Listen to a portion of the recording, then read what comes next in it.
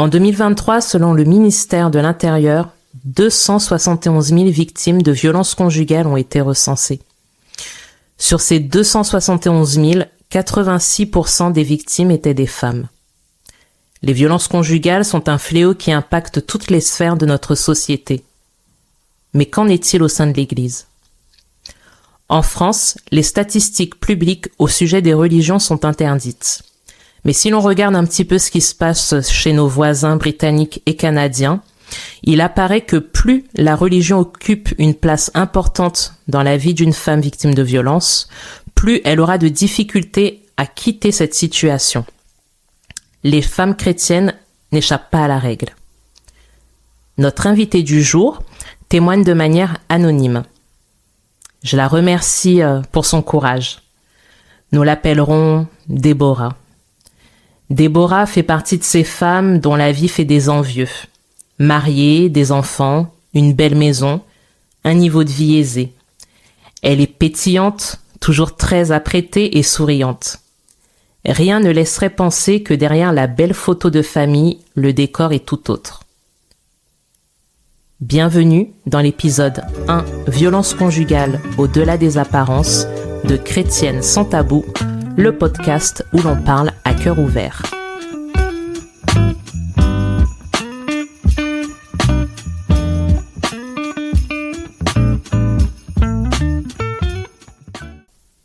Bonjour Déborah.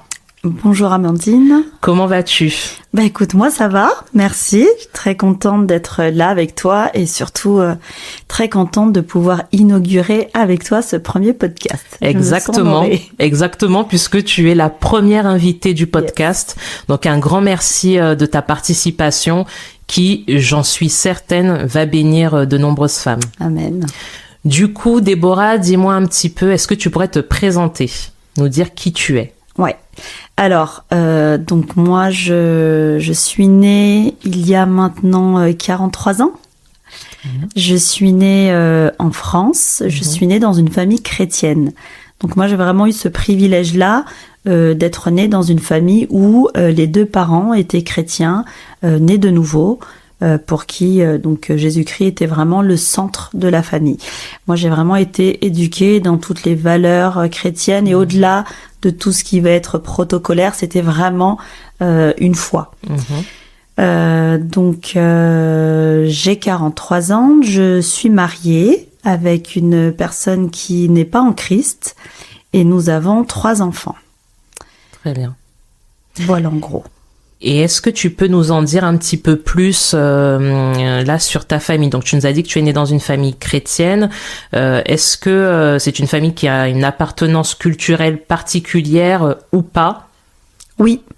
Donc moi, mes parents sont d'origine africaine, font partie du continent africain. Et alors même si on a vécu ici en France, c'est vrai que on a toujours eu quand même une éducation portée sur cette culture-là. Alors elle n'était pas marquée en termes par exemple de nourriture, de vêtements, de rituels, mais plutôt dans tout ce qui va être abstrait, le respect des aînés, pas répondre aux parents, ce genre de choses. Et donc moi, ici en France, si tu veux, j'en étais pas forcément consciente. Parce que j'allais à l'école et tout, et donc on baigne quand même dans une culture française. Et moi, mes parents, les seules fois où ils ne suivaient pas les protocoles culturels, c'est quand il y avait une contradiction avec la parole de Dieu. Très bien, d'accord. Donc, et par contre, mes parents, après, ont voulu rentrer dans leur pays d'origine. Et là, j'étais en préadolescent quand j'ai dû suivre. D'accord. Je te pose cette question parce que c'est vrai qu'il y a beaucoup d'idées reçues qui disent que peut-être que quand on appartient plus à telle ou telle culture, on a déjà un foyer violent, ou en tout cas il y a déjà une racine violente qui fait qu'on peut se retrouver plus tard dans des situations de violence. Mais de ce que je comprends, tu n'as jamais vécu de situation de violence dans le foyer de tes parents, en fait. Absolument pas. D'accord. Non, du tout. Non, vraiment, ni par rapport à mon père, ni par rapport à ma mère, ni par rapport à leurs amis. Parce que c'est une culture aussi où on est très communautaire, donc beaucoup viennent à la maison, on va chez les gens, donc c'était toujours bonne ambiance. Et puis les hommes participaient aussi, c'était pas non plus la culture macho. Franchement, c'était cool. J'en ai de bons souvenirs. Très bien. Merci parce que ça nous permet aussi de pouvoir éclaircir certains points sur la suite de ce que tu vas nous raconter. Et du coup, est-ce que tu peux nous en dire plus sur ton mariage, comment tu as rencontré ton mari, comment tout ça s'est passé? Alors, tu veux qu'on aborde tout de suite le mariage? Si, à part si tu as autre chose que tu voudrais partager avant, pas de souci. Non, c'est pas que je voulais partager, mais juste préciser que quand j'ai dû suivre mes parents pour retourner au pays, là j'ai eu un choc de culture. J'ai eu un choc de culture parce que la française mate de peau, elle correspondait pas à l'habitance locale. Donc, à l'image qui se faisait d'une personne qui est née là-bas. Voilà. Et au niveau du alors je l'étais physiquement. Mais par contre, au niveau du langage, au niveau de même la façon de s'habiller, il y avait rien du tout. Donc j'ai connu le rejet de cette population-là, et donc ça a été compliqué pour moi. Donc j'ai eu ce rejet au niveau des amis, et puis il y a eu aussi le rejet au niveau vraiment culturel, parce que comme je te disais, le respect des aînés, le respect des règles est très important là-bas. Donc, il faut pas déroger à ces règles-là. Et même s'il y a un cas d'injustice, c'est vraiment la loi qu'il faut appliquer bêtement. Et ça, si tu veux, moi, ayant vécu ici en France, j'étais pas habituée. Moi aussi, quand t'es petite, tu fais les choses spontanément. Donc j'avais tendance à chaque fois à vouloir protéger la victime, entre guillemets, ou à vouloir en tout cas mettre le doigt où, selon moi, il y avait injustice. Et je le spécifie parce que c'est ça qui a beaucoup joué après dans le choix du mari. C'est que moi j'ai vécu du coup un sentiment de rejet, et j'ai pas compris tout de suite, mais on m'en voulait parce que j'étais, tu vois. C'est pas parce que je faisais, mais c'était ma nature de parler, le caractère, ta personnalité en fait qui pouvait déranger. Voilà, j'avais pas peur d'être mal vue. Si, j'arrive pas à te trouver un exemple. Un couple, par exemple, qui va rentrer, le monsieur va remettre sa femme là comme ça devant tout le monde. Et moi, spontanément, j'aurais envie de dire ça se fait pas. Et en fait, on va me dire tais-toi, tais-toi, ça nous concerne pas et tout. Ça ne te regarde pas. Voilà, exactement. Et donc moi, je discutais avec mes parents. Je dis mais ça veut dire que vous cautionnez ce que le monsieur a fait? Non. Mais alors pourquoi on peut pas le dire? Mais parce que. Donc il y a et voilà, il y avait plein de choses comme ça que je comprenais pas. Et donc on me disait toujours que j'avais une grande bouche, qu'il fallait toujours que je parle, que je me mêle de ce qui me regardait pas, que j'étais à l'origine de scandales. Ça, c'est un mot qu'on m'a toujours dit, que j'étais à l'origine de scandales. Mais en fait, le scandale n'entrait pas par moi. C'est juste que le scandale était là, mais personne ne le relevait. Une sorte de loi du silence sur ces scandales, alors que toi, tu te levais contre l'injustice, tout à fait, en fait. Tout à fait. Donc, du coup, si tu veux, j'ai vécu toutes ces années là-bas, parce qu'après, quand j'ai fini mon cursus scolaire, je suis retournée ici en France. Donc, pendant toute cette période-là, si tu veux, je m'étais pas rendu compte, mais comme j'étais le vilain petit canard, je cherchais toujours l'approbation des gens. Pour me dire, est-ce que je suis quelqu'un de bien? Est-ce que là, ce que je fais, ça va aller? Tu vois, t'es plus la honte du papa, t'es plus la honte de la famille. Donc, je cherchais toujours ce côté-là, d'être rassurée, ce que tu fais, c'est bien et tout, pour te dire que quand je suis revenue ici, quand j'allais acheter des fringues pour moi, il fallait que quelqu'un valide. Si les gens ne validaient pas, même si j'aimais, j'étais incapable d'acheter le vêtement. Donc, si tu veux, j'ai pris le temps de développer ça parce que c'est dans ce contexte-là que j'ai choisi mon mari après. Oui, donc en fait, là, ce que tu as vécu en retournant vivre au pays, là, on peut quand même dire que ça t'a marqué. Donc, c'est quand même un terreau qui a été favorable pour la suite, justement, sur le choix du mari. Tout à fait. Okay. Moi, j'ai envie de dire que c'est la période la plus importante en termes de construction identitaire. Sauf que je suis arrivée là-bas déjà à cette double nationalité.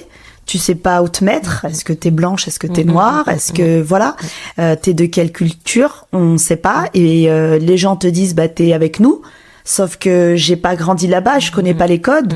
Et en plus de ça, il y a le décalage entre justement la culture et la personnalité. Si tu veux, ma personnalité n'était pas validée par la culture. Je comprends. Donc j'ai envie de dire, il faut être comme tout le monde. Là, pour le coup, faut vraiment rentrer dans une case. Ouais. C'est-à-dire que si tu as l'habitude de parler fort, on va te dire Déborah, descends, descends, et on va te dire tu dois parler doucement. Tu vois. Et donc forcément, moi, quand j'arrive, salut. Non, en fait. T'étais en fait en décalage, complet finalement. Ouais.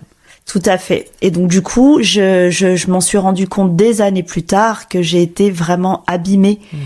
Alors, j'ai pas envie de jeter la pierre sur cette culture-là, mais j'ai été abîmée en tout cas par le contexte. Parce que il y a toi aussi, quand tu grandis, t'es censé aussi voir les choses, il y a tes parents, il y a tes amis, il y a beaucoup de choses. Mais en tout cas, le contexte a fait que j'ai été abîmée. Et c'est là où j'ai rencontré mon mari qui... je dirais pas qu'il a abusé de moi, mais il a un caractère qui fait que si j'avais été bien dans ma peau, je serais jamais allée vers lui. Moi, très clairement, à l'époque, dans ma construction, parce que je t'ai dit que je suis née dans une famille chrétienne, donc on allait à l'église et j'étais vraiment dedans. J'étais avec un groupe de jeunes, c'était vraiment, par contre, j'ai vécu mes meilleures années chrétiennes dans ce pays-là. Et j'ai toujours dit, mais moi, si je sors avec quelqu'un...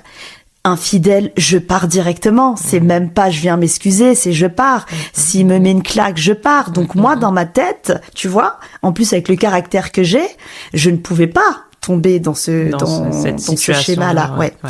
Sauf que je suis tombée. J'ai rencontré cet homme-là et j'étais vraiment, je pense, dans si on évalue l'échelle de blessure, j'étais vraiment à 90%. Donc du coup, j'avais un besoin profond d'être aimée, d'être rassurée et tout ça. Et lui, la tension qu'il me portait à l'époque, parce que quand on sort avec une personne, c'est toujours tout sucré, c'est tout bon et tout. Voilà. Et je suis tombée. Je suis tombée dans le piège, alors que très honnêtement, mes yeux spirituels voyaient déjà que alors peut-être pas jusque dans les moindres détails, mais voyez que c'était pas compatible, ne serait-ce que le fait qu'il soit pas chrétien. Mais j'étais tellement mal que j'avais pas cette force, alors que j'étais profondément convaincue que parce que tu sais, t'as l'horloge biologique aussi, tu dis mais je savais, je connais l'histoire biblique, je connais mon Dieu, j'ai une relation avec lui, je savais que même si j'arrêtais la relation avec cet homme-là à l'instant T, Dieu pouvait me donner mon mari le lendemain. Bien sûr. Mais j'ai été dans l'incapacité de rompre. Donc je suis allée jusqu'au bout. Et quand tu lui dis que tu as été jusqu'au bout, comment ça s'est passé concrètement? C'est-à-dire, donc tu l'as rencontré dans l'état dans lequel tu étais, que tu nous as décrit. Comment ça s'est passé, les présentations avec tes parents? Est-ce que tes parents, eux, ont repéré des red flags en disant non, ma fille n'y va pas? Enfin, comment ça s'est passé la rencontre entre les familles, la période des fiançailles? Alors, moi, il faut dire que les parents sont restés au pays. Donc moi, j'étais toute seule ici avec mes frères et sœurs en France. Et mon mari, lui, a toute sa famille ici en France. On est de la même culture. D'accord. Alors ma famille au départ n'a rien dit et jusqu'au bout en fait. Je pense que ma famille n'a pas vu de red flag, mais pour eux c'était il faut qu'il soit chrétien. D'accord. Ça, c'était la condition sine C'était qua non. la seule. Ouais. Ok. C'était la seule. Et c'est clair que elle est c'est la hyper seule importante. Mais c'est la seule. Mais Amandine, le pire, c'est que moi, j'étais la première à dire à tous mes cousins. Ouais. Parce que j'ai des cousins et des cousines, ils sortaient à chaque fois avec plusieurs, pas à la fois, mais ils sont sortis avec plusieurs filles avant de se marier. Mais j'étais la première à arriver. Ouais, t'as vu ce que tu fais. C'est pas une chrétienne. Mais j'en étais profondément convaincue. Vraiment. Et là, je fais vraiment appel aux chrétiens. C'est très facile de juger. Exactement. Je l'ai été, mais quand je vois mon histoire, là vraiment, le Seigneur m'a appris à reconnaître pourquoi il faut pas juger. Parce que moi, je l'ai vécu et je connais vraiment. Et j'en étais profondément convaincue, ne jamais se mettre sous le même joug qu'un étranger. On avait des exemples dans l'église. Mon père n'arrêtait pas de me rabâcher ça, regarder X et tout. Et c'était une profonde conviction. Mais voilà, il se trouve que j'étais vraiment blessée et personne n'a vu ça.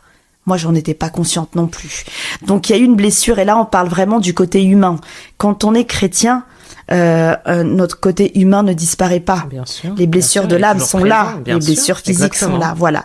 Et c'est peut-être ça, qu'on pourrait nous reprocher à nous en tant que chrétiens, c'est que on oublie ce côté-là. Et moi, personne n'est venu réparer cette chair, tout ce qu'il y a dedans, l'âme, et c'était ça, moi, qui n'allait pas. Encore fallait-il que tu en aies conscience. Enfin, pour venir réparer, il faut que de toi-même tu dises, je reconnais que là j'ai un besoin de restauration, de guérison.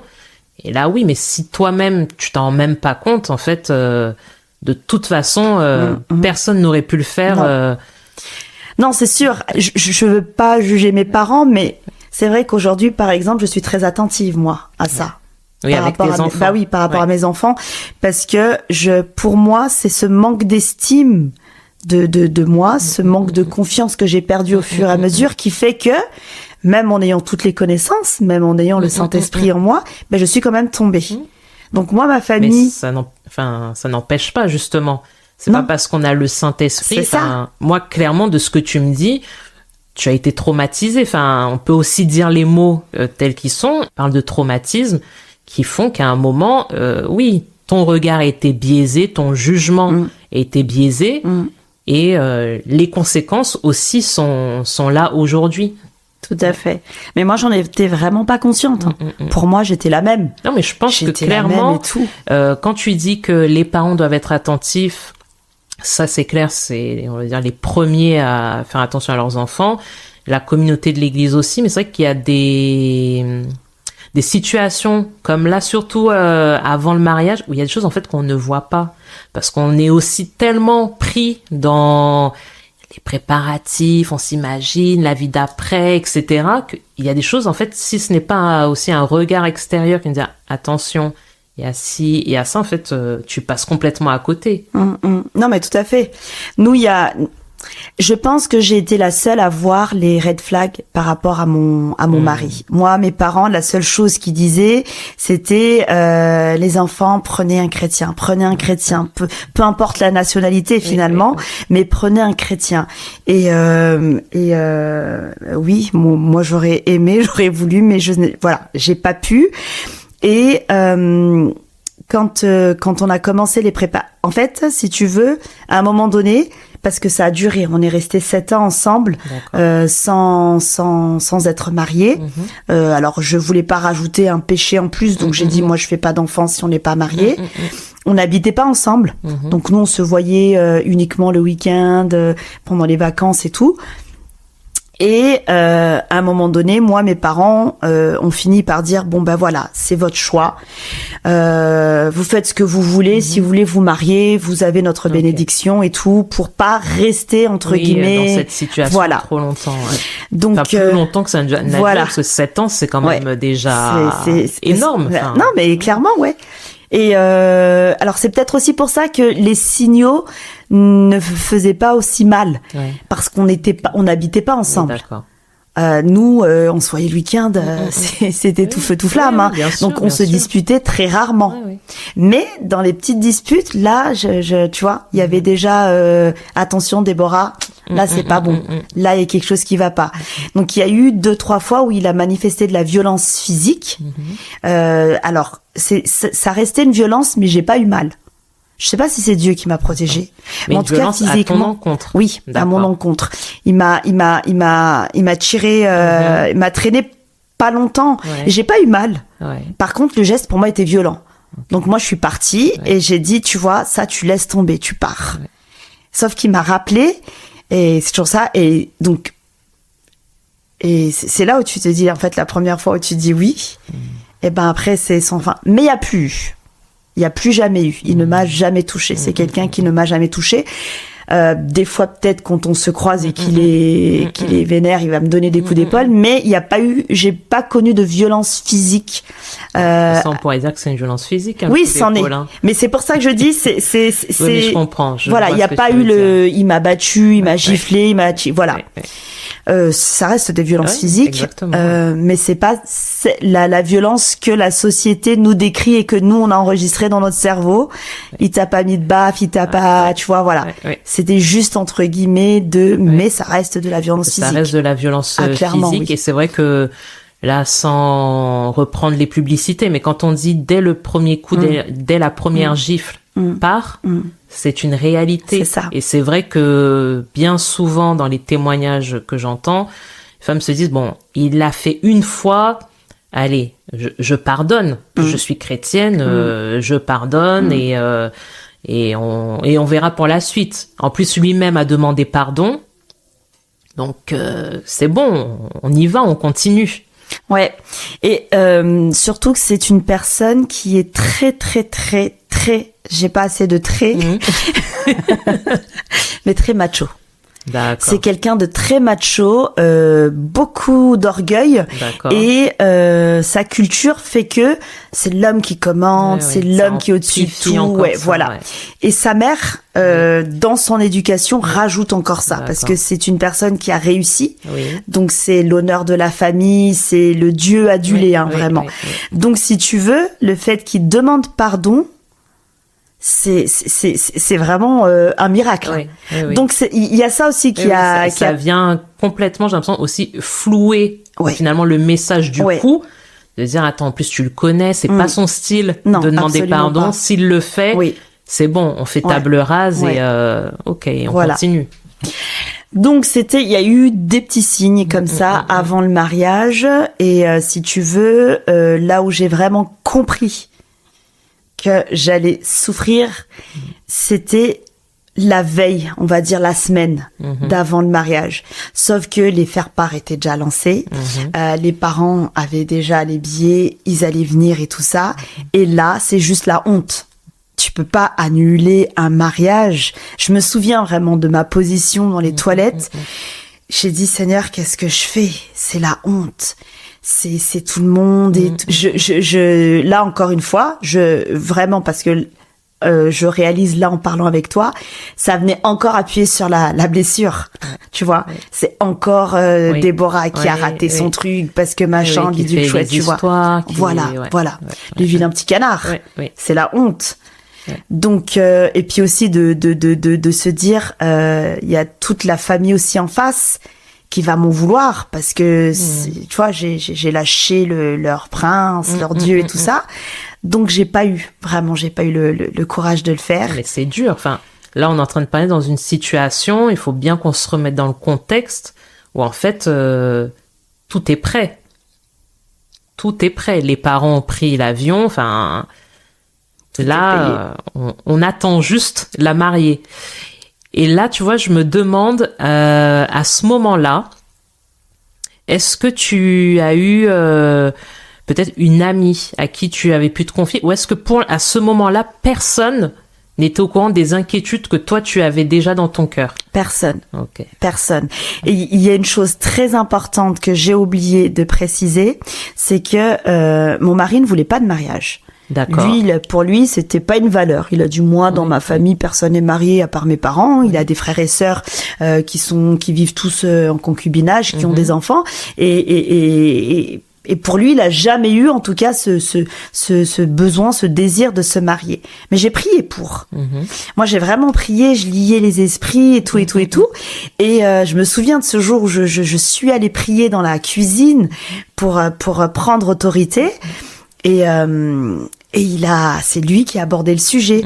Je lui ai dit, bon, on le fait ou pas? Il a dit, si tu veux, on le fait au mois de février, pour la première fois. Donc pour moi, c'était une réponse aussi à ma prière. Donc c'est pour ça aussi que tu vois, ça venait contrebalancer tous les red flags que tu as eu à côté. Oui. En fait, je pense que là, ce que tu es en train de nous dire, c'est que parfois, on peut remettre des sujets dans la prière, mais en fait, on sait déjà, c'est comme si on disait, bon Dieu, je prends ta main et je veux que tu la poses, c'est moi, Dieu, qui te dit ce que tu dois faire. Sans être vraiment à l'écoute du Seigneur et de sa volonté. Parce que finalement, là, tu dis, j'ai prié, ok, c'est bon, c'est la réponse à mes prières, finalement. C'est ça. En fait, on a un Dieu qui nous connaît, puisque c'est lui qui nous a construits, et il sait, comme ton enfant. Il dit, qui va dire, maman, je veux un VTT. Toi, tu sais que le VTT, ça va servir à rien. Donc, tu vas lui essayer de le convaincre à la fin. Tu vas pas lui imposer. Donc, tu dis, ok, je t'achète ta petite bicyclette et puis, ton VTT. Et puis, quand on va sur place, il se rend compte que c'était trop lourd, que voilà. Donc, oui, très clairement, c'est ce qui s'est passé. Le Seigneur m'a envoyé énormément de signaux. Et puis c'est pas qu'un, tu vois, et c'est pas genre une fois tous les ans. Si je dis que je suis restée 7 ans avec lui, c'était vraiment régulièrement. Ma sœur, elle regardait. Elle regardait et elle le disait. Je comprends pas ce que tu fais avec lui. Mais c'est des phrases que... Donc quand même ta sœur... Ma sœur, oui. Elle avait perçu que... là... parce qu'elle connaissait ma personnalité. Et elle voyait que ça matchait pas. D'accord. Sauf qu'elle non plus, elle savait pas. Oui. Pourquoi elle savait pas comment. En plus, si tu ne tiens pas compte du conseil, je veux dire, elle se dit, elle te l'a dit, après, ça s'arrête là. Je lui en veux pas. Mais après, c'est ce qu'on disait toutes les deux, c'est qu'il y avait aussi un problème de communication. C'est que elle n'arrivait qu'à dire ça. C'est la seule phrase qu'elle arrivait à dire. Elle n'arrivait pas à dire pourquoi, comment. En fait, elle ressentait. Juste, c'était du ressenti. Voilà, c'est ça. Ok. On n'a pas le même caractère. Moi, je suis assez imposante et tout. Et donc, du coup, si on abordait le sujet aussi, elle avait pas envie de rentrer dans le conflit. Moi, comme j'étais complètement aveuglée, moi, j'ai la tête dure. Donc, moi, si tu m'expliques pas et si tu me montres pas, je suis persuadée. Donc, j'y vais. Alors, j'entends ce que tu dis. Je vais décortiquer parce que j'adore ça aussi, décortiquer.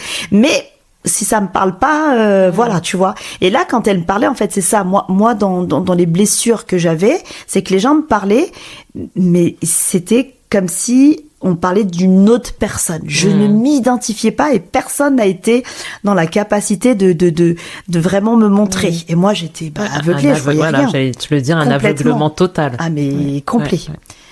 Donc voilà, je suis rentrée dans le mariage dans ces conditions-là. Et du coup, c'est vrai que quand tu me parles là du parcours dans le mariage, donc ton mari donc n'est pas chrétien, est-ce que vous avez quand même été accompagné dans la préparation au mariage ou pas du tout? Alors, mon mari n'est pas du tout chrétien. Il est chrétien sur le papier, j'ai envie de dire. Tu vois, quand tu nais dans une famille chrétienne, il était à l'école, dans une école chrétienne, catholique. D'accord. Donc du coup, pour lui, il connaît la Bible. Il la connaît par cœur. C'est pas moi qui vais lui apprendre les choses. On a été accompagnés, mais c'est un accompagnement qui...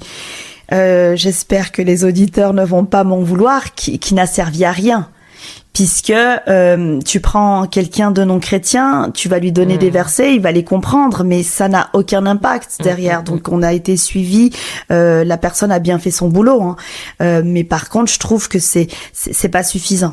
C'est de la théologie. Voilà. Je comprends. C'est vraiment de la théologie. Après maintenant je vais être honnête aussi, c'est que si ça avait été plus poussé, est-ce que je l'aurais entendu? Exactement. Je ne sais pas. C'est la question aussi que j'allais te poser. est-ce que lui aurait compris? On ne sait pas non plus, tu vois. Donc moi, je vais pas faire des et si, bien sûr. mais je dis ce qui s'est passé, c'est que ça a été vraiment de la pure théologie. Moi, mon mari, il checkait tout, hein, ouais. D'ailleurs, les versets qu'il a choisis, c'était un Corinthiens 13. Mais j'avais envie de dire, mais est-ce que tu sais de quoi ça parle? Donc lui, voilà, c'était plus l'apparence, dire ouais, voilà, moi j'ai suivi les trucs, voilà, le cursus, j'ai tout bien fait. Donc c'était là, on était beaucoup vraiment, pour on restait l'apparence. dans le faux semblant finalement. Ouais. Voilà. Tout paraissait très bien, très lisse. On cherche pas à creuser en fait. Ok. Et ça, c'est typique de notre culture. C'est-à-dire est-ce que c'est typique de notre culture ou est-ce que, parce que je me dis même dans une culture autre que la culture africaine par exemple, en fait, quand tout paraît aller bien, pourquoi creuser en fait? Alors, je comprends ce que tu dis. Moi, c'est plutôt dans l'autre sens, c'est que on fait en sorte de montrer que ça est bien. Tu vois ce que je veux dire? C'est encore autre chose. Voilà. Donc nous, on a une culture qui fait que si on est mal, on pleure là dans la maison et dehors c'est chut, vas-y montre. Exactement. Et on va aller à l'extrême. Tu vois? Donc c'est même pas qu'on cherche de l'aide, c'est qu'il faut qu'on montre aux gens que tout aille bien. Donc du coup, c'est très autant ça ne l'était pas chez mes parents, peut-être autour d'eux, mais dans la famille de mon mari, c'est très, très, très, très important. C'est vraiment... Donc, l'image qui est renvoyée, on c'est vit que pour ça. primordial. On vit que pour ça. C'est limite, on fait pas des réunions de famille pour décider d'un plan. Comment on fait pour que les gens croient qu'on est riche, qu'on s'aime tous, qu'on est bien élevé, qu'on a... Voilà, c'est vraiment ancré dans leur culture et propre à cette famille-là. Très bien. Et du coup, maintenant, si on avance par rapport au mariage, les enfants sont arrivés très tôt ou vous êtes restés longtemps tous les deux? Comment ça s'est passé? On s'est mariés en début d'année. D'accord. Et non, milieu d'année. Et ma première fille est arrivée début d'année d'après. D'accord. Donc 6 mois. Oui. 6 mois plus tard. Ok, donc très rapidement. Ouais. Et comment ça s'est passé du coup? Est-ce que ça a été pour lui, pour la famille, une bonne nouvelle? Enfin, est-ce que ça a changé la relation dans le couple, le fait que tu sois enceinte? Raconte-nous un petit peu. Alors, nous, dans notre couple, j'ai envie de dire, on était bien, entre guillemets, puisque, comme je t'ai dit, on n'habitait pas ensemble. Donc, nous, on se voyait que le week-end. Donc, moi, c'était vraiment la joie à chaque fois que je le voyais. On a aménagé ensemble le lendemain de notre mariage. Donc, on a commencé à vivre ensemble pendant 6 mois. C'était 6 mois, c'est encore tout bon et tout. Et en plus, on faisait de la colocation. On n'était pas tout seul, on était avec voilà. D'accord. Donc c'était super cool et quand je suis tombée enceinte, donc on était super contents parce que lui il adore les enfants, moi aussi. Donc ça s'est super bien passé. On a changé de pays.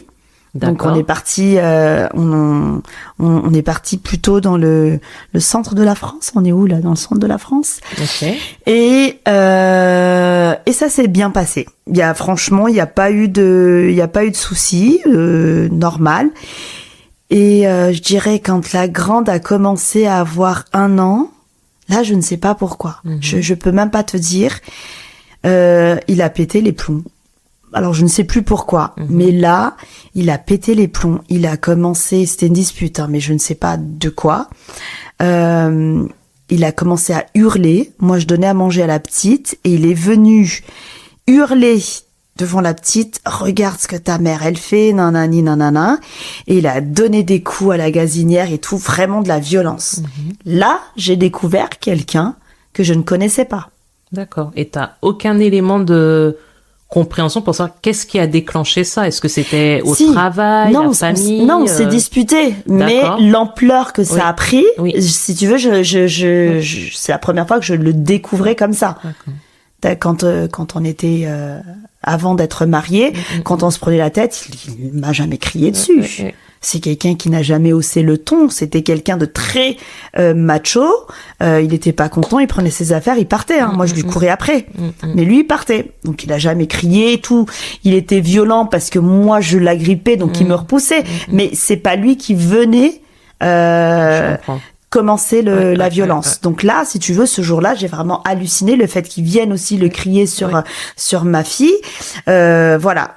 c'était la première fois où ça s'est manifesté, la première fois où j'ai ouvert les yeux. Je me dis tiens, il a un problème ce mec.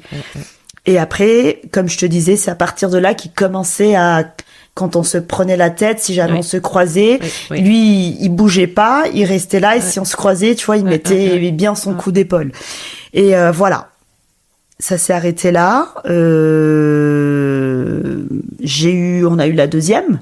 D'accord. C'était vraiment épisodique. Alors, excuse-moi, mais avant qu'on parle de la deuxième, enfin de son arrivée, comment toi tu as réagi suite à cet épisode de violence? Donc oui, tu m'as dit tu as découvert qu'il pouvait être violent de cette manière-là, mais comment tu as en fait, qu'est-ce que tu t'es dit? Surtout en plus de voir qu'il avait une réaction aussi violente envers ta fille. Enfin, qu'est-ce que tu t'es dit en fait? Je m'en rappelle plus. D'accord. Donc là, trou noir. Je m'en rappelle plus. Ça m'est resté dans la tête parce que je me souviens quand même d'avoir flippé. Je me suis dit parce que c'était une scène surréaliste pour moi. Je ne comprenais pas, je voyais pas le lien entre la dispute et sa réaction. Le fait mais vraiment d'une violence, et moi j'ai jamais connu ça, j'ai jamais vu, je l'ai toujours entendu, et justement je m'étais toujours dit si jamais une femme subit ça, je suis la première à me lever. Et là de le vivre, c'était un truc qui vraiment m'a déboussolée. Et lui, quand il a donné ce coup, mais extrême, hein, il a cassé la gazinière d'ailleurs. Là, je me suis dit, mais qu'est-ce qui se passe? Est-ce qu'il va te taper? Est-ce qu'il va te... Je me suis posé les questions. Donc, tu t'es quand même posé la question de te dire, est-ce que là, il serait... Enfin, là, tu l'as senti capable de lever la main sur toi, là, à ce moment précis. Là, je me suis posé la question. J'ai dit, est-ce qu'il va faire ça que sur les objets? Ou est-ce qu'il va se retourner contre moi? Et voilà. C'est les questions que je me suis posées, et comme je suis une personne qui parle énormément, j'aime beaucoup la communication, j'aime savoir pourquoi du comment, je l'ai jamais lâché, hein. C'est une personne, il fait sa crise de colère, faut le laisser tranquille. Donc je l'ai toujours laissé tranquille, mais après derrière, c'est voilà, qu'est-ce qui s'est passé, pourquoi, comment et tout. Donc il a quand même pris du bon chez moi, c'est qu'aujourd'hui il n'est plus dans rancunier. Avant ça pouvait durer longtemps, là maintenant quand il va faire sa crise de colère, ça s'arrête là. Et donc, du coup, ce côté-là, de venir le voir parler, est-ce que ça a baissé l'atmosphère? Et après, on a continué le cours de notre vie sans que cet épisode-là ne revienne. Il y en a plus d'autres. D'accord. C'est pour ça que, du coup, voilà, c'était encore épisodique. Donc là, on n'avait même pas encore 1 an de mariage, tu vois. Donc, si on comptabilise les 7 ans avant plus cette année-là, c'est la seule et unique fois où il a pété les plombs. Ok. Donc, comme tu dis, est-ce que c'était le boulot et qu'il sait pas gérer? J'en sais rien. On fait aussi partie d'une culture où on sait pas gérer les émotions.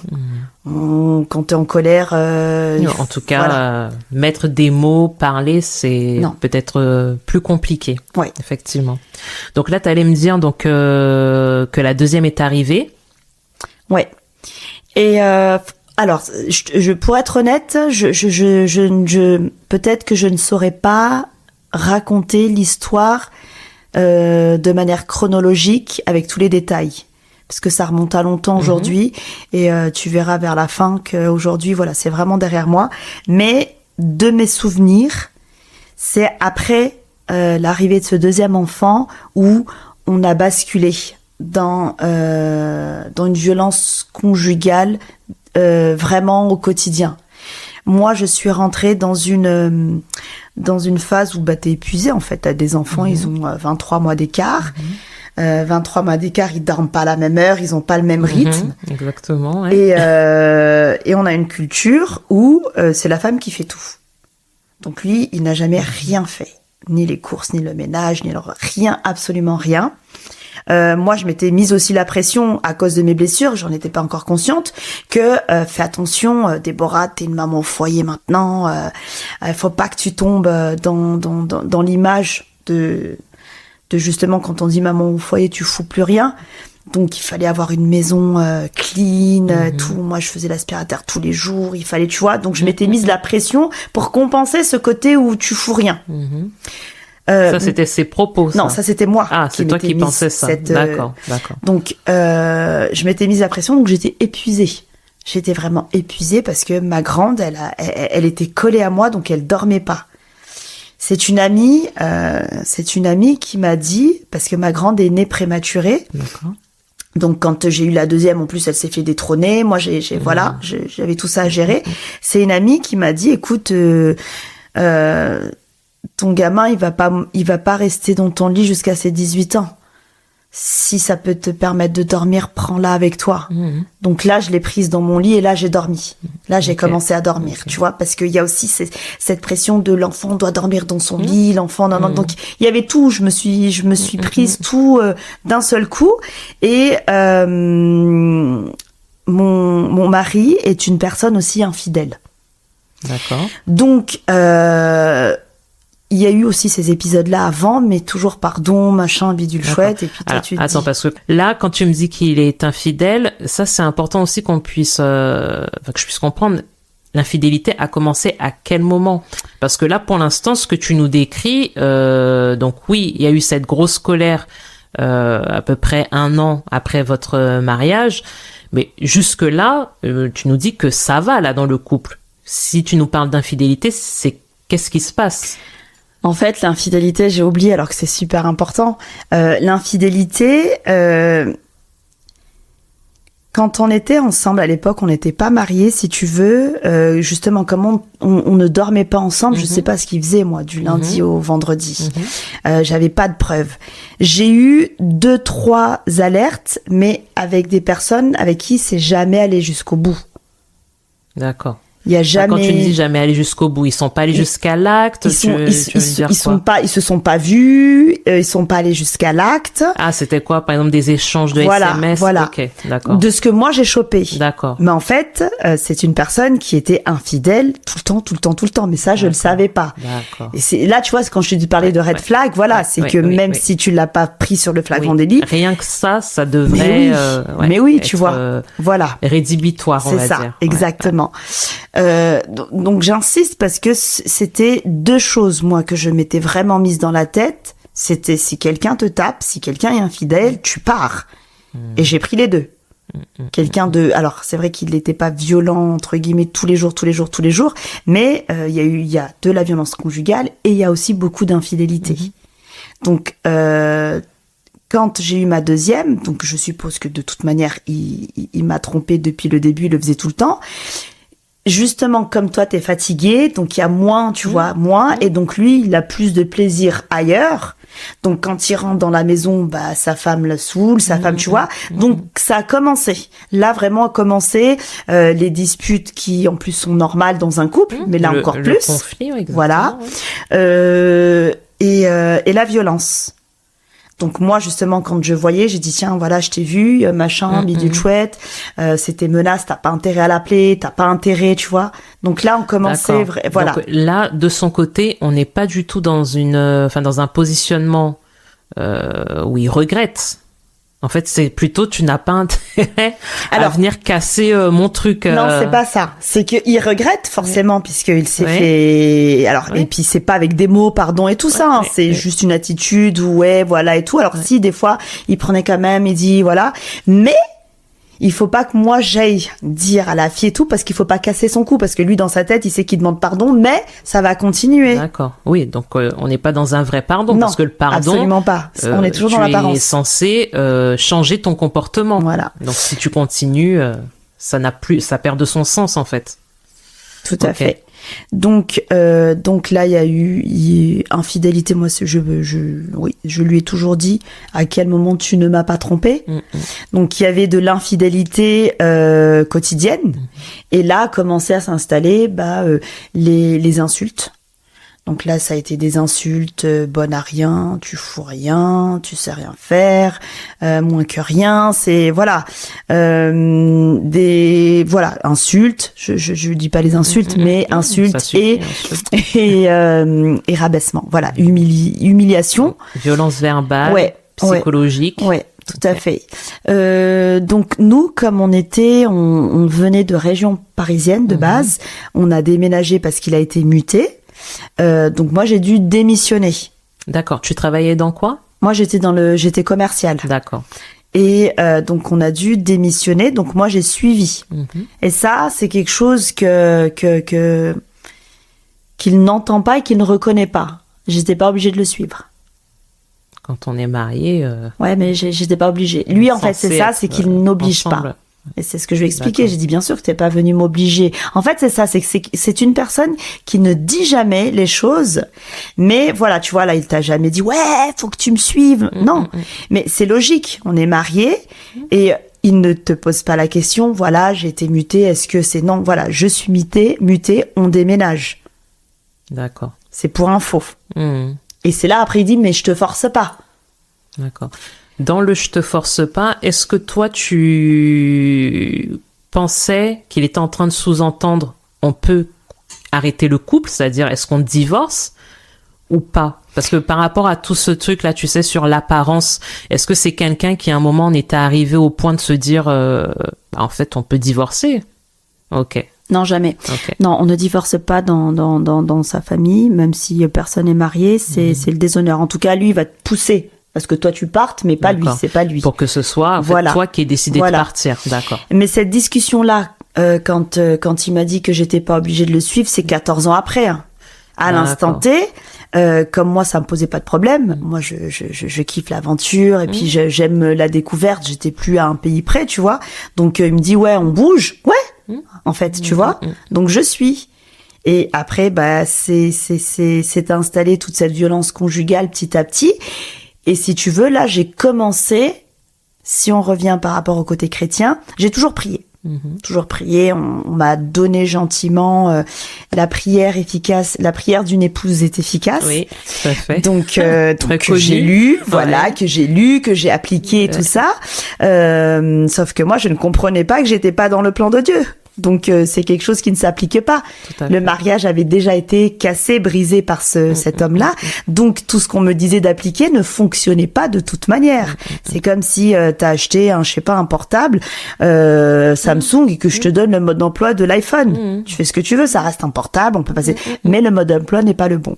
Donc j'ai lu, donc au niveau chrétien, j'ai lu tous les livres et tout ça. Et ce qui s'est passé aussi, c'est que comme j'étais nouvelle dans la région, j'ai commencé à sympathiser avec ma communauté. Donc moi je les côtoie pas, mais c'est mon mari qui les côtoie, donc je suis devenue amie avec elle. Et c'est vrai qu'au départ on faisait beaucoup de commérage.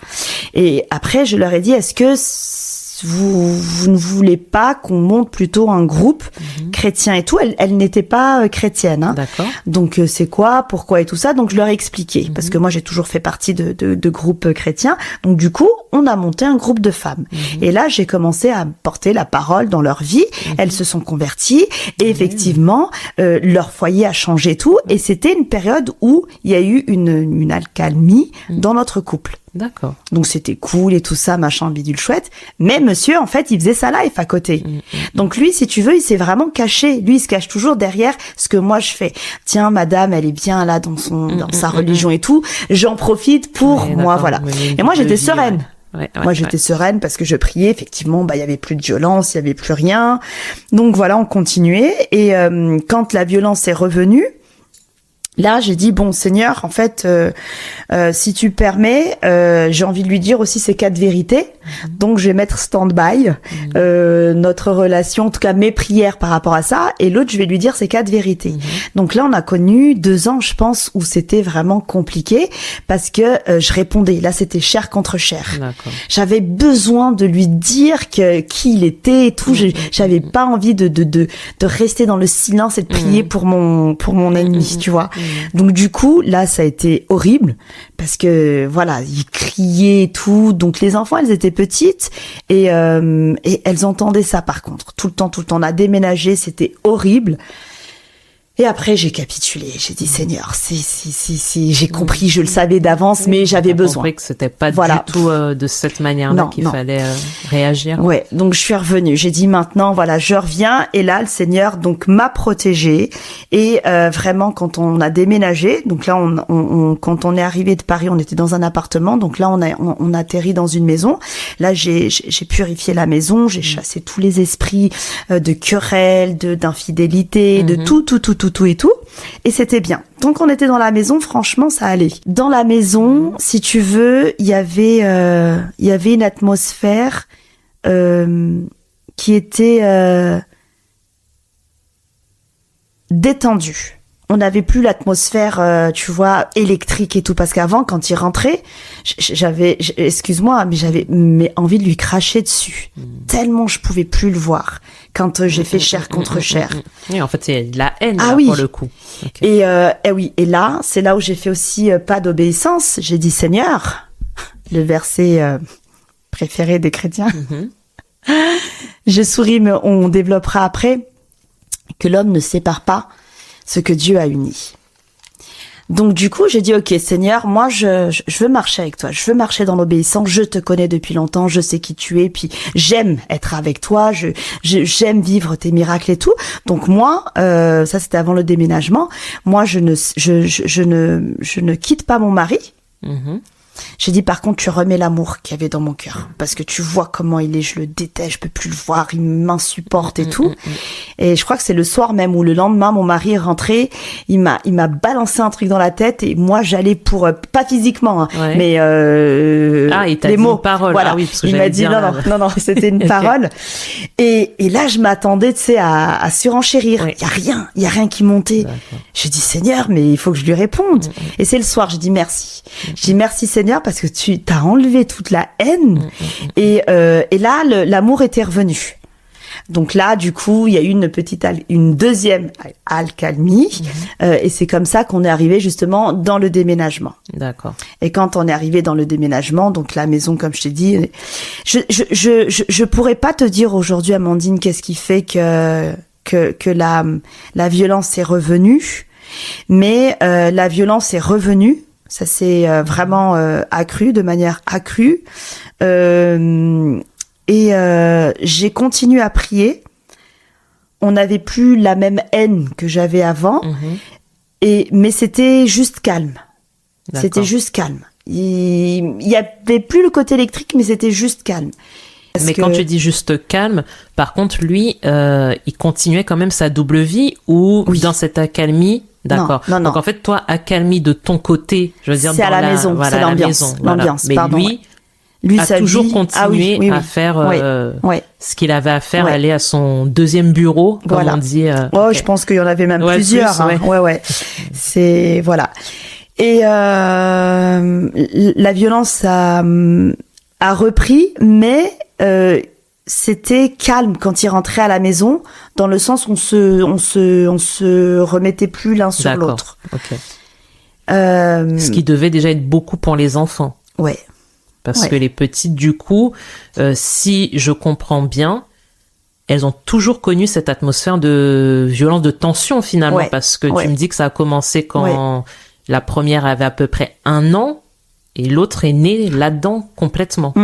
Oui, mais c'était quand même pas quotidien. Tu vois ce que je veux dire ? Parce qu'on arrive là dans le chapitre où c'était vraiment quotidien. D'accord. Sachant que ça n'a pas besoin d'être quotidien pour déjà non, on est d'accord. Marquer, blesser. Oui. Mais c'est vraiment pour qu'on puisse voir l'évolution. L'évolution du truc, c'est que là, on n'était pas sur de la violence quotidienne. Elle était épisodique. Ensuite, c'était plutôt l'atmosphère. Mais on voit quand même la progression. Ouais. La progression. On voit que finalement, ça prend de l'ampleur, même si c'est sur des années, même s'il y a de l'accalmie. Mais ça demeure présent, en fait. Parce que là, on est sur 14 ans de mariage. D'accord. On est sur 14 ans de mariage. Quand je suis tombée enceinte du troisième, alors, un petit peu avant ça, j'ai découvert un autre poteau rose où il y avait toutes ces conquêtes. D'accord. Et tu l'as découvert comment ? Je l'ai découvert parce qu'il avait tout enregistré et je suis tombée là-dessus par hasard. Et là, il est rentré vraiment posé, vraiment calme et tout. Il a demandé pardon. Moi, j'ai pris mes affaires, je suis partie. Très honnêtement, c'était la veille de l'anniversaire de ma fille. Ma fille avait son anniversaire 3-4 jours avant. Après, s'il n'y avait pas eu cet anniversaire-là, je serais partie. D'accord. Là, je suis restée parce qu'il y avait des invités qui allaient venir, c'était pour elle. Mais moi, dans ma tête, s'il n'y avait pas ça, je détruisais la maison. Je cassais tout dans la maison et je partais. Mais comme il y a eu ça, je suis restée. Donc, je suis juste partie la nuit. Donc, lui n'a pas arrêté de m'appeler, tout ça. Et là, vraiment, ça faisait je sais plus combien d'années de mariage. Là, c'est la première fois où il demandait vraiment pardon. Il y a vraiment ces mots pardon. Si tu veux, on va voir un thérapeute et tout et tout et tout. Il a vraiment demandé pardon. Et on a passé notre meilleure année. Toute cette année-là, de couple. Ok. Parce qu'on s'était retrouvés, parce que là, je lui ai dit ce qu'est un couple normalement. Il a dit, et il a joué le jeu. Mais en fait, après, j'ai vu qu'il avait pas arrêté. D'accord. Donc ça, quand tu dis que cette année était la plus belle année, pour toi, ça a été la plus belle année, mais durant cette année, il n'a pas cessé d'être infidèle. C'est juste que tu ne le savais pas. Voilà, d'accord. Exactement. C'est-à-dire que nous, quand tout se passe bien, en fait, c'est toujours parce que moi, je suis bien avec Dieu. Tu vois. Et je me concentre pas sur le, voilà, tu vois, c'est que, voilà. En tout cas, toi, tu arrives à trouver une paix. Voilà. Malgré, en fait, ce qui se passe autour. Voilà. Mais, ça n'en demeure pas moins que l'infidélité est là, enfin que rien n'a changé finalement. Non, l'infidélité est là et la seule chose qui change, c'est que comme moi je suis bien, du coup on se dispute pas. Ouais. Donc l'atmosphère, voilà. En tout cas, tu nourris pas en fait l'ambiance de dispute. Tout à fait, tout à fait. Et si tu veux, entre la deuxième et le troisième, on avait essayé de faire un enfant, mais ça n'a pas marché. Et donc là, moi, je commence à dire c'est bon, je commence à vieillir, moi j'en veux plus et tout, on va arrêter. Et donc selon son explication d'après, donc moi je disais ça et je suis tombée enceinte à la fin de l'année. Juste au moment où j'ai dit janvier, je reprends ma pilule, je suis tombée enceinte fin d'année. Et là, donc lui m'a dit clairement qu'il en voulait pas. D'accord. Il m'a demandé de l'enlever, chose que je n'ai pas fait. Et c'est là où on est rentré dans une violence quotidienne, conjugale, jusqu'à aujourd'hui. D'accord. Donc là, j'ai dit Seigneur, cet enfant-là, je ne l'enlève pas. Donc là, je t'obéis. Donc, agis. Tu vois et tout. Donc, j'ai passé toute cette grossesse-là, toute seule. On ne s'est pas adressé la parole pendant tous ces mois de grossesse-là. Cet enfant-là, il grandissait pas. Il n'a pas grandi. Tu vois. Puisque les enfants ressentent tout ce qui se passe, le stress, l'ambiance qui n'est pas bonne. Le fœtus le ressent. Quand je suis allée faire ma première échographie, c'est un enfant qui a grandi proportionnellement par rapport à sa courbe à lui, mais qui était très loin de la courbe normale. Voilà. Donc moi, j'ai été alitée après, au bout du 7e mois, et il est né aussi prématuré. Mais pour te dire que c'est là où, du coup, on s'est vraiment perdu. C'est que moi, il m'a plus adressé la parole. Moi, cette grossesse-là, elle était dégueulasse. Elle était dégueulasse parce que physiquement, j'étais par terre, je pouvais pas me lever, j'ai fait du diabète gestationnel, j'étais vraiment mal, elle était dégueulasse.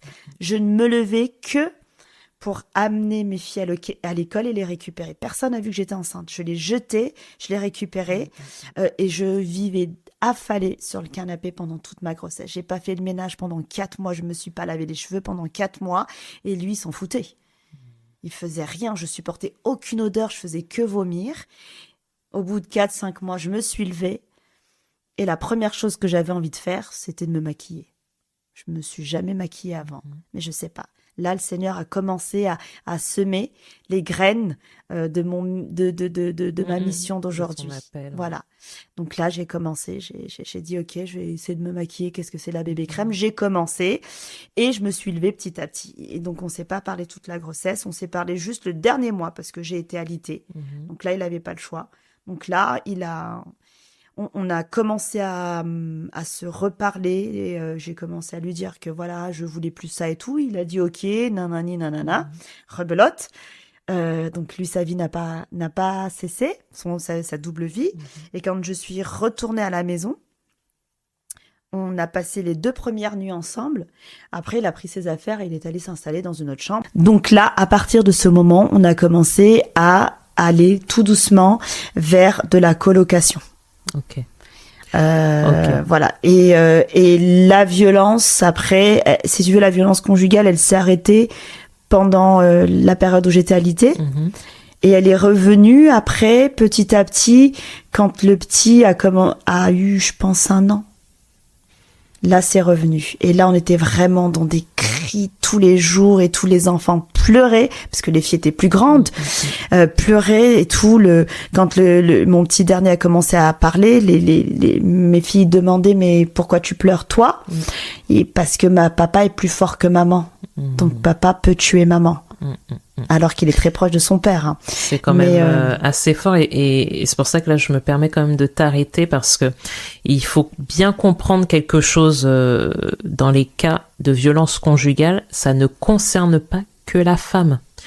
Souvent, alors quand on s'y intéresse, on se concentre sur la femme, mais lorsqu'il y a des enfants, en fait les enfants vivent les violences conjugales au même titre que la femme en fait, que la mère. Donc et ça commence dès le ventre. Et c'est vrai que quand tu nous parles là de la manière dont tu as vécu cette grossesse, tu nous parles d'enfants prématurés. Clairement, ce sont des conséquences de violences conjugales. Hein. Enfin, ça c'est clair et net. Donc c'est hyper important là ce que tu nous partages et je prends vraiment la mesure de ce que tu nous dis quand tu nous dis que ton petit, ce qu'il dit, c'est qu'il a peur de son papa. Alors, mes 3 enfants ont peur de ce que le papa va faire à la maman. Parce que moi, j'ai discuté du coup avec mes enfants. Alors, c'est des enfants, en fait, si tu veux, je précise vraiment. Le papa, justement, parce que les enfants grandissent, n'a plus jamais refait de violence physique. Donc moi, il me touchait pas, il y a rien. Mais c'était une violence verbale, c'était des cris et tout. Et les enfants pleuraient. Donc moi, les enfants me suppliaient de ne pas lui répondre. Donc effectivement, je répondais pas quand voilà. Et puis quand il y a des fois où c'était trop, je répondais quand même. Et du coup, moi, je suis allée voir mes enfants. Je leur ai expliqué, comme je t'ai dit tout à l'heure en aparté, quand je suis allée faire justement mon rendez-vous médical, j'ai vu la petite affiche qui expliquait ce que c'était les violences conjugales. Et quand j'ai vu il y a ça, je dis mais attends, mais c'est ce que je vis. Parce que ce que je ne t'ai pas dit, c'est que comme lui travaille, lui, il a un très bon métier, donc il gagne super bien sa vie. On a une maison, j'ai pas de quoi me plaindre. J'ai des chaussures, j'ai des vêtements, je peux aller chez le coiffeur et tout et tout et tout. Donc du coup, il m'entretient. Et moi, je suis son parasite. Donc je suis son parasite qui s'accroche. Donc c'est lui qui avait une carte. Toi, tu n'en avais pas? Non, je travaille plus. Donc du coup, à chaque fois qu'on se disputait... Jusqu'on revienne, tu me dis, non, je ne travaille plus, mais c'est pas une évidence. Normalement, oui, j'ai pas, non. Que tu travailles ou tu ne travailles pas, tu as ta carte parce que l'argent du foyer est censé être partagé. Ouais. Non. Donc, si toi, tu ne travailles pas, quels sont tes revenus? Alors, je fais donc une parenthèse par rapport à cette partie financière-là. Donc, moi, quand on était en région parisienne, on travaillait tous les deux. D'accord. Donc, comme on a déménagé, j'ai dû démissionner. Donc, j'ai eu Pôle emploi pendant, je sais plus combien d'années, peut-être 2 ans, et après, plus rien. Donc, quand t'as plus rien, moi, j'ai fait le choix d'éduquer. Si tu veux, moi, dans ma tête, je m'étais jamais dit ce que j'allais être maman au foyer. Mais quand j'ai vu ce que ça apportait à ma première, j'ai dit, je vais le faire aussi pour ma deuxième. D'accord. Donc, du coup, lui, il travaillait et c'est lui qui subvenait, aux besoins du foyer. Ouais. Mais c'était sur son compte à lui et donc, il me donnait sa carte. D'accord. Donc, toi, tu ne pouvais pas, par exemple, je sors là, acheter quelque chose. Il fallait automatiquement passer par lui pour pouvoir dépenser l'argent, voilà. En fait. D'accord. Donc j'avais sa carte. Quand on se dispute, rends-moi la carte, tu vois. Donc voilà, c'était je te la donne et tout, je te la donne et je te la reprends, je te la donne, je te la reprends, jusqu'à ce que après le 3e enfant, je lui explique que je n'étais plus d'accord, donc qu'il virait de l'argent sur mon compte ou sur le compte joint, parce qu'on a un compte joint, mais il n'y a jamais rien eu. Donc ça a duré 3 mois. Parce qu'après, il y a eu les grandes vacances et il a dit, bon, ces grandes vacances, il n'y a plus rien, il n'y a pas école et tout ça, donc t'as pas besoin, et il redonnait la carte. Et en septembre, quand j'ai dit, ok, et ben maintenant tu redonnes, il dit, mais ça n'a jamais été comme ça. Donc il y a eu cette violence là. C'est pour ça quand je suis allée à l'hôpital et que je voyais, j'ai dit mais violence financière, oui, voilà, exactement. C'est de la violence conjugale et c'est là où j'ai commencé à mettre un mot. J'ai dit mais en fait, j'ai dit je vis une violence conjugale. Exactement. Sauf que même plusieurs d'ailleurs. Ouais, plusieurs parce que il y a la partie financière, il y a les insultes verbales, tu dénigres, psychologique et ça si tu veux, c'est quelque chose que mes copines entendent, hein, parce que voilà, elles entendaient tout ça et ouais mais tu vois, ouais mais c'est toujours tu vois, t'es heureuse en vrai. T'as la maison, parce que t'as le matériel. Parce que t'as la maison, vous partez tout le temps en vacances. Finalement, quand t'as envie d'acheter, ils te le donnent pas tout de suite. Mais après, la carte, tu la reprends. Donc après, tu achètes. Tu vois ? Alors que moi, ce que tu me décris, je trouve ça très infantilisant. Ah mais carrément. Enfin... Ah mais moi, pour moi, dans ma tête, c'était en fait, moi, je suis une gamine. Oui. Ben... C'est papa, est-ce que je peux, en fait. Donc ça a été, c'est pour ça que je te dis, là, on a basculé. On est vraiment rentré dans une violence et tout ça. Et pour revenir à ce que je disais tout à l'heure, du coup, quand les enfants pleuraient, à un moment donné, ils ont pleuré. Moi, j'ai eu aussi à un moment donné comme un réveil dans ma tête qui est dit, bon, écoute, tu n'as jamais rien dit à cet homme-là. Maintenant, il va falloir lui dire tout ce qu'il fait. Mais sauf que quand tu lui dis, lui, il supporte pas. Donc du coup, j'ai passé une nuit, j'ai passé une nuit avec mes enfants où je leur ai expliqué. Vraiment, je leur ai demandé pardon. Je leur ai demandé pardon parce que c'est une erreur que j'avais fait moi en tant que chrétienne de m'obstiner à épouser une personne non chrétienne alors que je savais que ça pouvait aboutir à ça. Il y a des mariages qui fonctionnent, mais je savais que il y avait une probabilité, une chance que ça aboutisse là. Et là aussi où il faut qu'on soit bien clair, ce n'est pas forcément parce que tu as épousé un non-chrétien que tu te retrouves dans une situation de violence. Là, je tiens vraiment à apporter quand même des statistiques qui sont très rares, mais qu'on a pu tirer du livre « La violence conjugale dans les églises évangéliques en France » de Muriel Selon, qui précise que 83 des partenaires violents étaient croyants, selon son enquête, contre 17% de non-croyants. Donc ce n'est pas forcément, j'ai envie de dire... un gage de garantie. Exactement. T'aurais pu choisir un mari chrétien et subir de la violence conjugale. Mais ça fera l'objet d'un autre podcast. Ouais. Donc moi du coup merci pour cette précision là parce qu'effectivement on aurait tendance à dire ouais mais c'est normal parce qu'il est pas chrétien. Mais si en fait t'as des chrétiens qui le sont et des fois peut-être plus parce que sous couvert de la religion on sort de là, personne ne va soupçonner. Exactement. Donc donc c'est très intéressant et très important de le souligner. Moi quand je suis rentrée dans cette pièce là, donc j'ai expliqué à mes filles parce que ce sont des filles, donc je leur ai dit surtout ne refaites pas la même erreur que maman. Papa vous aime, vous le voyez tous les jours et c'est là où elles m'ont dit aussi pour elles il y avait aucun doute. Papa ne nous touchera jamais. Impossible. Par contre, toi, on a vraiment peur. Donc c'est pour ça aussi qu'elle restait là, dans la pièce, et qu'elle subissait avec moi, parce que quelque part, elles étaient là aussi pour protéger, tu vois. Donc c'est là où ils se rendent pas compte. Ils se rendent vraiment pas compte de l'impact que ça a sur la vie des enfants et dans leur futur foyer. Parce que ce que tu nous dis là, c'est quand même assez fort. Tu nous dis que tes filles ne quittaient pas la pièce alors même qu'elles devaient être terrorisées parce qu'elles savaient que leur présence allait atténuer la colère. Donc ça veut dire que normalement... En tout cas me protéger physiquement. Exactement.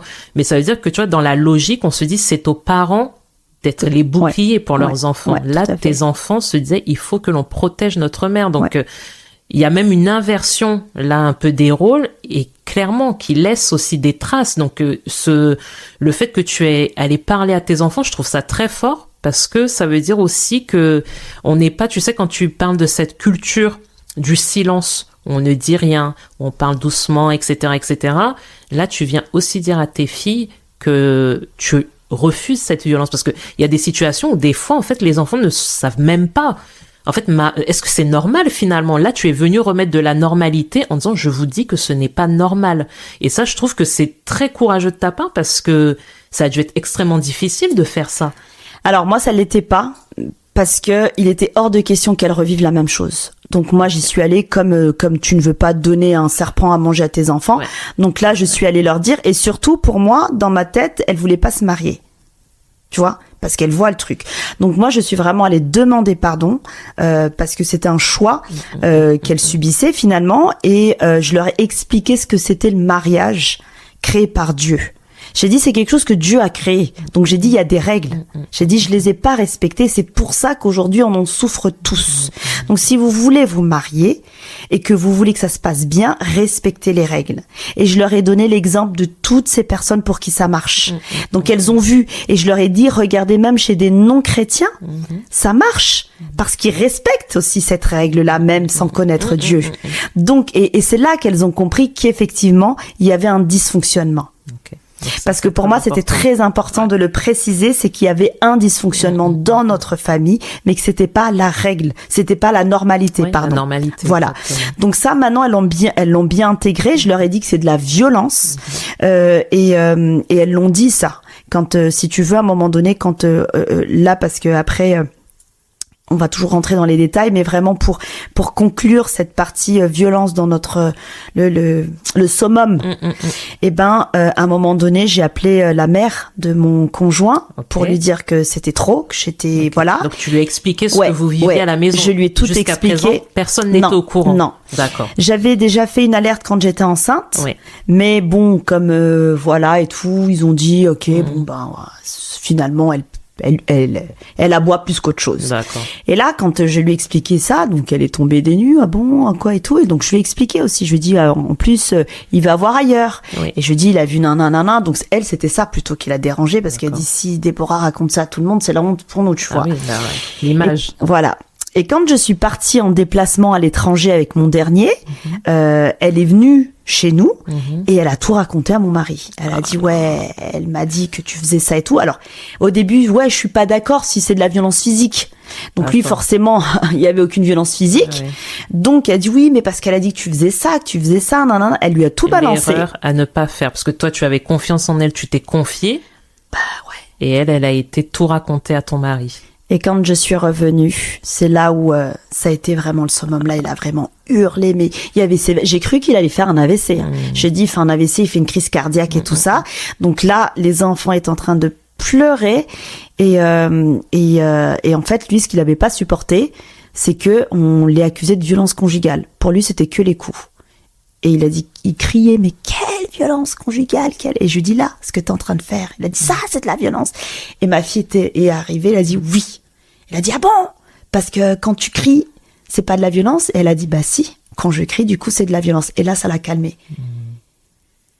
Et depuis, je dis pas qu'il en a plus refait, mais depuis, moi aussi, j'ai dit stop. J'ai commencé à dire, Satan, c'est bon.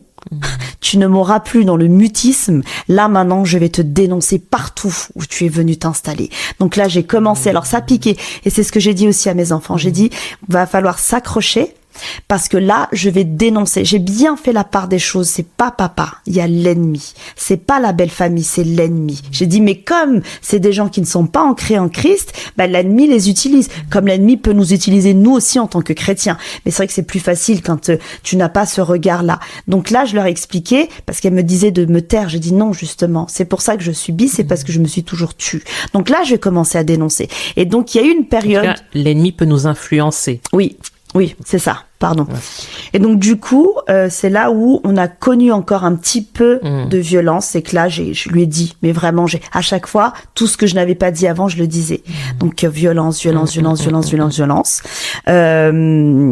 Et ça s'est calmé parce que aussi, à partir du moment où j'ai commencé à sortir de cette posture de victime, j'ai dit stop, maintenant c'est fini.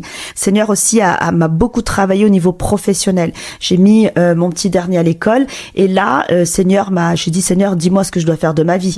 Donc il a déposé une vision sur mon cœur et donc pendant qu'il y a eu cette violence conjugale là, moi ma vision professionnelle, elle commençait aussi à s'agrandir et c'est ça aussi qui a fait que je suis sortie de ce comment on appelle ça, de cette atmosphère là et là de cette position de victime finalement tu t'es levée en disant je refuse de vivre ça et maintenant j'agis. Voilà. Et donc là, aujourd'hui, je suis sur la porte de sortie.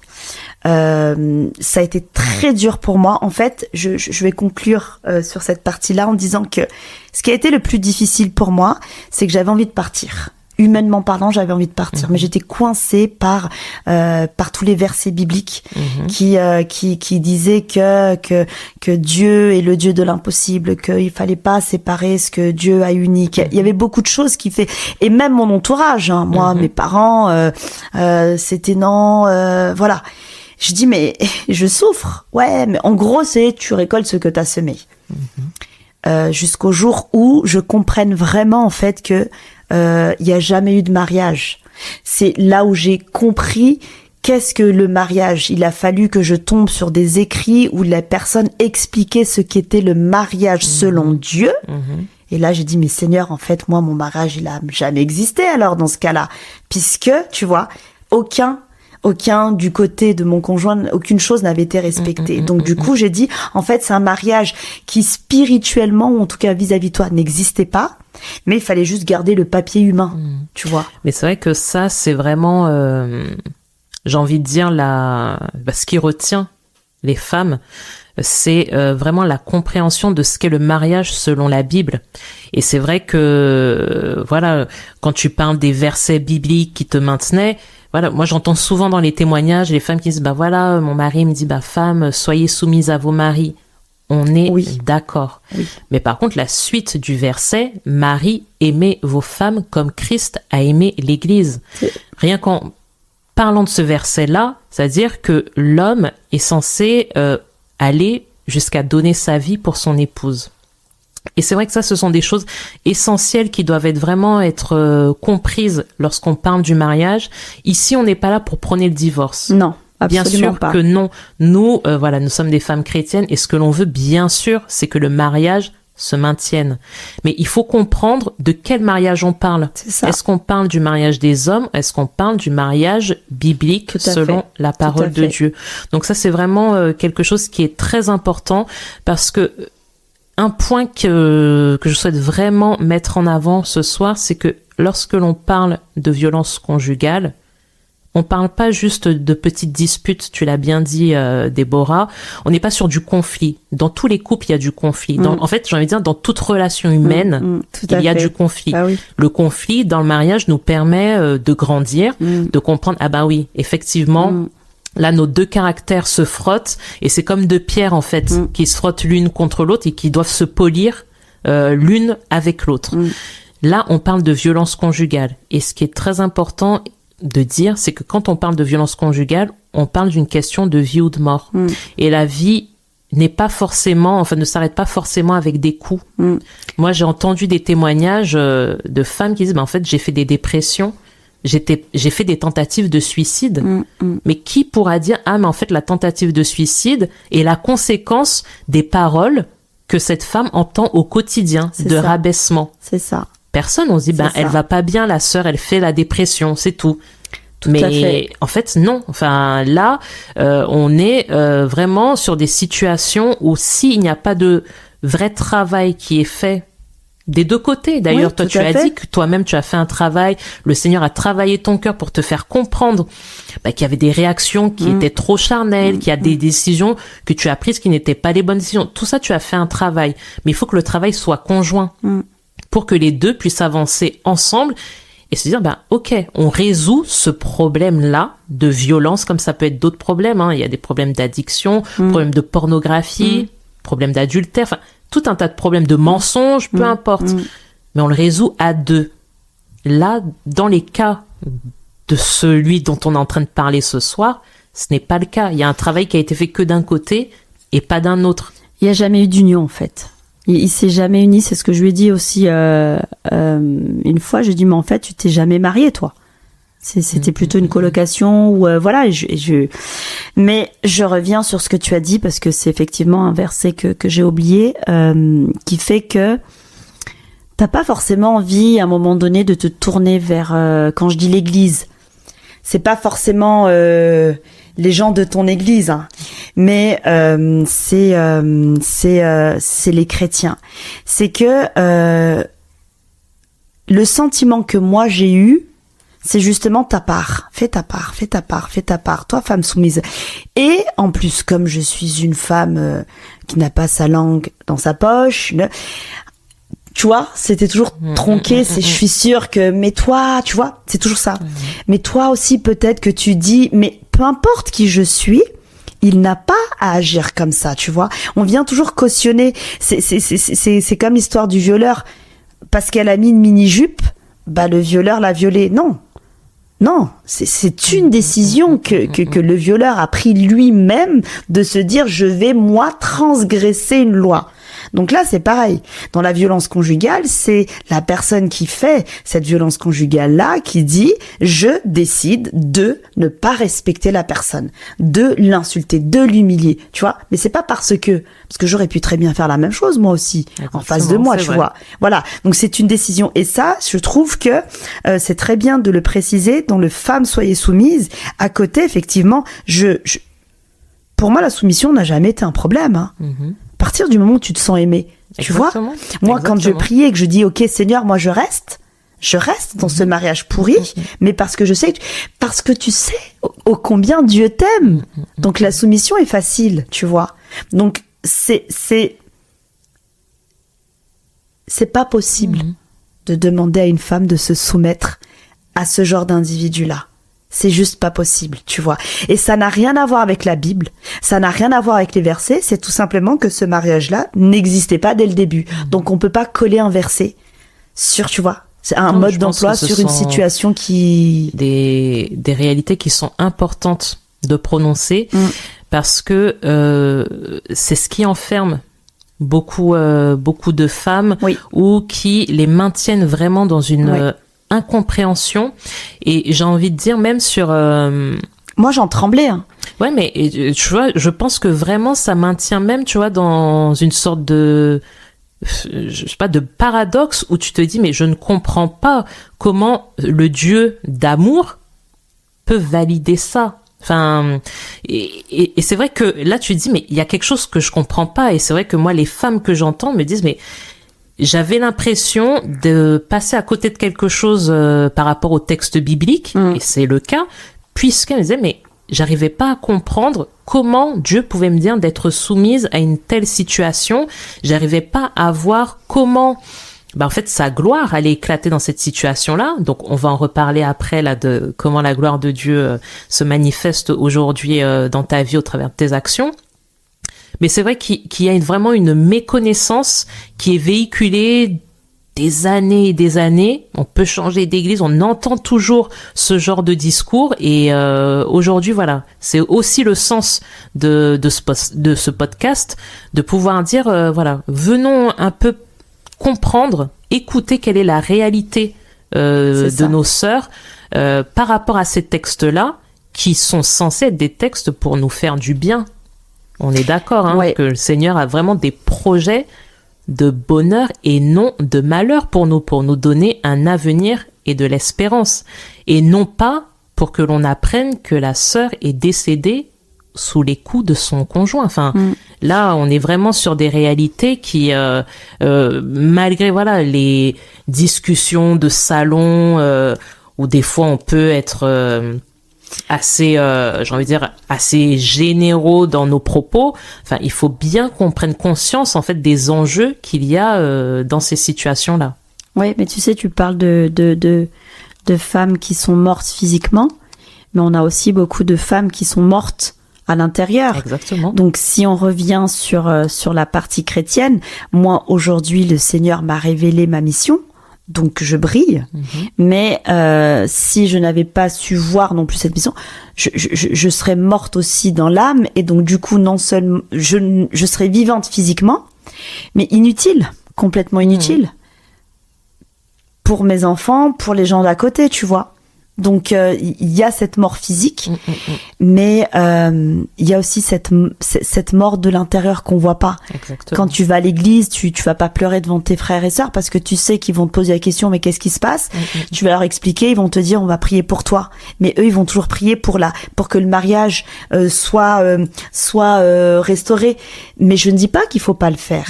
Mais est-ce qu'on peut guérir prier pour cette personne-là qui est en souffrance et tout, restaurer cette personne-là, voir pourquoi, essayer de comprendre comment, et là, effectivement, la soutenir avec la parole de Dieu. Et après, ça va forcément aboutir par la restauration du mariage si les deux souhaitent. Mais pas toujours dire la solution, écoute, on va prier pour ton mariage, tu vas voir.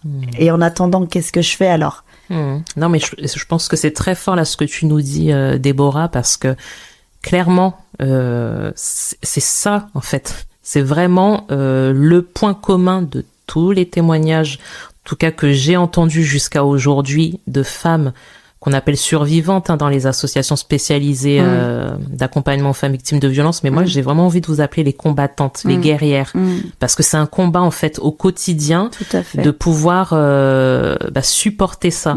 Et le point commun, c'est vraiment qu'elles me disent, quand j'ai osé en parler à l'église, on m'a dit, on va prier pour toi.